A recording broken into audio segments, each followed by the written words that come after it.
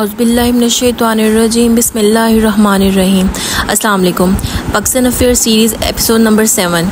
Episode number 6 में हम लोगों ने डिस्कस किया था पार्टीशन ऑफ बंगाल, और एपिसोड नंबर 7 में हम लोग डिस्कस करेंगे establishment of Muslim league and its object. अगर हम इसके बैकग्राउंड पे थोड़ा सा जाएं कि किस तरीके से मुस्लिम लीग बनाने का एक आइडिया जो है वो माइंड में आया, तो उसका मैं आपको थोड़ा सा बता दूं कि after the war of independence 1857 से सैयद अहमद ख़ान ने मुसलमानों को मशवरा दिया कि वो कांग्रेस ज्वाइन ना करें, कांग्रेस ज्वाइन करने से दूर रहें, और इसके साथ साथ उन्होंने मशवरा दिया कि वो पॉलिटिक्स सियासत से भी दूर रहें।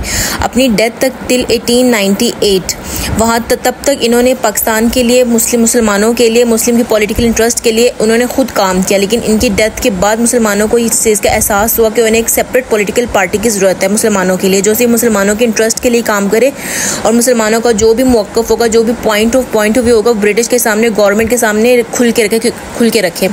तो इसलिए मुसलमानों को ज़रूरत पड़ी कि वो अपना एक सेपरेट पॉलिटिकल पार्टी अपनी बनाए। तो यहाँ से एक जो है वो हम कह सकते हैं कि आइडिया जो है मुस्लिम लीग का वो यहाँ से निकला कि एक सेपरेट मुस्लिम पॉलिटिकल पार्टी होनी चाहिए। अब इसके एस्टेब्लिशमेंट कब हुई, फाउंडर कौन है, हम आगे देखते हैं। मुसलमानों की पॉलिटिकल नीड को पूरा करने के लिए जब एनुअल मीटिंग हुई मुस्लिम एजुकेशनल कॉन्फ्रेंस की ढाका में 1906 में, तो वहाँ पे ये डिसाइड किया गया कि मुसलमानों के लिए एक सेपरेट पॉलिटिकल पार्टी इस्टेब्लिश की जाए। फाउंडर्स जो थे मुस्लिम लीग के वो थे नवाब सलीमुल्लाह खान, मौलाना ज़फ़र अली खान, हकीम अजमल खान, नवाब वक़ारुल मुल्क सर आगा खान, मौलाना मोहम्मद अली जौहर मुस्लिम लीग के फाउंडर्स थे। उनका फर्स्ट प्रेसिडेंट जो थी मुस्लिम लीग के 30 दिसंबर 1906 में तो एस्टेब्लिश हुए, और सर आगा खान इनके फर्स्ट प्रेसिडेंट थे पार्टी के, और लंदन ब्रांच के जो प्रेसिडेंट थे वो सईद अमीर थे। इनका हेड ऑफिस जो था वो अलीगढ़ में था, और इनका जो फर्स्ट एनुअल सेशन हुआ 1907 में कराची में हुआ। आगे अगर हम इसके कॉजेज़ पर चले जाएंगे, कौन सी कॉजेज़ ऐसी थी जिस वजह से establishment of Muslim league complete हुई, तो सबसे पहले इसके कुछ 9-10 कॉजेज़ हैं जो मैं यहाँ पे आपके साथ जो मेन है वो मैं आपके साथ डिस्कस कर लेती हूँ। Establishment of Indian national Congress. लोगों को पता है कि इंडियन नेशनल कांग्रेस जो थी वो सिर्फ हिंदुओं के इंटरेस्ट के लिए काम करती थी, और पाकिस्तान के मुस्लिम जो थे इंडिया में रहने वाले उनके इंटरेस्ट के लिए बिल्कुल काम नहीं करती थी। इसलिए मुसलमानों को एक सेपरेट पॉलिटिकल पार्टी की ज़रूरत पड़ी जो सिर्फ मुसलमानों की बात सुने और मुसलमानों के जो पॉइंट ऑफ व्यू है गवर्नमेंट के सामने रखे।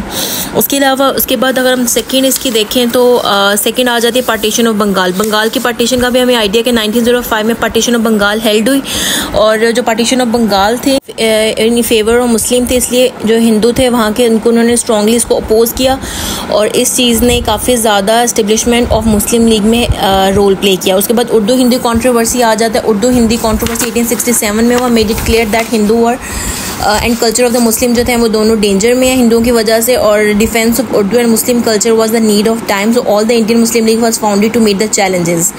पॉलिटिकल रिफॉर्म्स में अगर हम आ जाएं तो पॉलिटिकल रिफॉर्म्स में in the start of 20th century जो लेबर पार्टी थी उन्होंने इलेक्शन विन किया था इंग्लैंड में, और उन्होंने अनाउंस किया था कि वो implementation of certain political reforms लेकर आएंगे, और ये जो पॉलिटिकल रिफॉर्म्स अनाउंस किए गए थे इससे काफ़ी ज़्यादा चांस बन रहा था कि पाकिस्तान के पॉलिटिकल पार्टी सेपरेट फॉर्म की जाएगी for protection of the interest of the Muslims. उसके बाद हमारे पास 6 पॉइंट आ जाता है शिमला डेपुटेशन के जो हेड थे वो सर आगा खान थे, और सर आगा खान ने जाके लॉर्ड मिंटो जो उस टाइम पे थे 1 अक्टूबर 1906 को शिमला पे जाके इनसे मिले, और सर आगा खान ने से रिक्वेस्ट की for the basic political economic culture and other rights for the मुस्लिम। और सबसे मेन चीज़ जो वहाँ पे उन्होंने डिस्कस की for the separate electorate for the Muslims, और इसके रिस्पॉन्स में वाइसरॉय ने इनको इनकरेज किया, और वापस आए अपने डेपुटेशन वापस आए तो उन्होंने इस चीज़ को काफ़ी ज़्यादा महसूस किया कि उन्हें पॉलिटिकल पार्टी इस्टेब्लिश करनी चाहिए जो जाके गवर्नमेंट से सिर्फ मुसलमानों के इंटरेस्ट के और मुसलमानों के पॉइंट को आगे रख सके, ताकि हमारे पॉइंट भी आगे जा सकें। 7th पॉइंट हम देखें तो ब्रिटिश एटीट्यूड।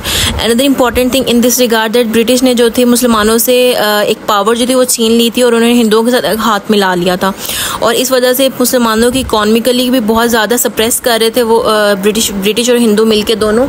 और according to the act of 1892 the British gain power, British और उन्होंने जो अपनी पावर थी वो शेयर की हिंदू के साथ अपनी गवर्नमेंट शेयर की, और इस एक चीज़ ने मुसलमानों को अपनी सेपरेट पॉलिटिकल पार्टी बनाने पे उकसाया।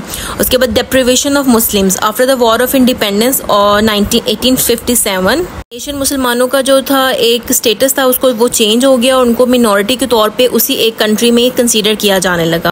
एक जो न्यू जॉब्स के डोर थे उनको क्लोज कर दिया गया। हिंदुओं ने म्यूज़िक बजाना स्टार्ट कर दिया, मतलब मस्जिदों के बाहर वगैरह, और मुसलमानों के लिए इबादत करना मुश्किल कर दिया।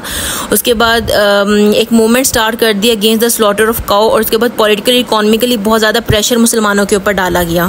कॉजेज़ की बिना पर मुसलमानों के लिए एक सेपरेट पॉलिटिकल पार्टी बनाई गई जो मुस्लिम लीग के नाम से एस्टेब्लिश हुई। अब हम देखते हैं कि इस पार्टी के मेन ऑब्जेक्टिव्स क्या थे। मेन ऑब्जेक्टिव जो इस पार्टी का था कि गवर्नमेंट और इंडियन मुस्लिम्स के दरमियान में एक अंडरस्टैंडिंग क्रिएट की जाए और इनको एक promote the feeling of loyalty among them.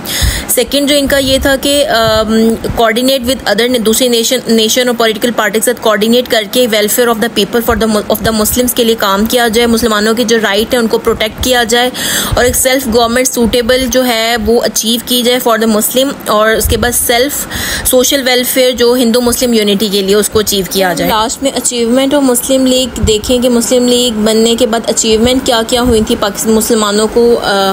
तो सबसे पहले सेपरेट इलेक्टोरेट, बिग अचीवमेंट। मुसलमानों की जो फर्स्ट अचीवमेंट थी Muslim league was the attainment of the right of separate electorate for the Muslims in 1909।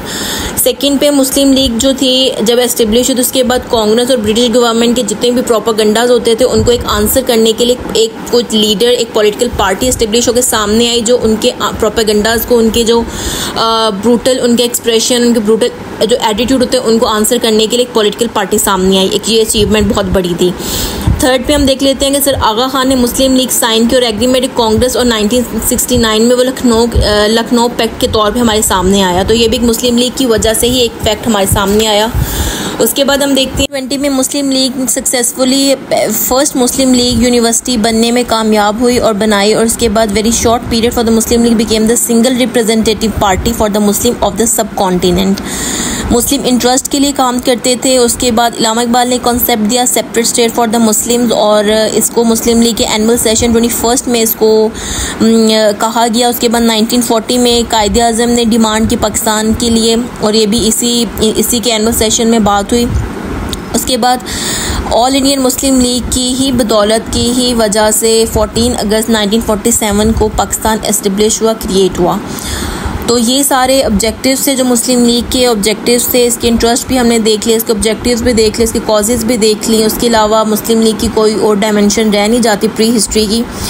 अगर मज़ीद कोई डायमेंशन आपके माइंड में हो या आपने कहीं पढ़ी हो तो आप मुझे कमेंट सेक्शन में बता दीजिएगा, हम उसके ऊपर भी वीडियो बना लेंगे। बाकी दुआओं में याद रखिएगा। अल्लाह हाफिज़।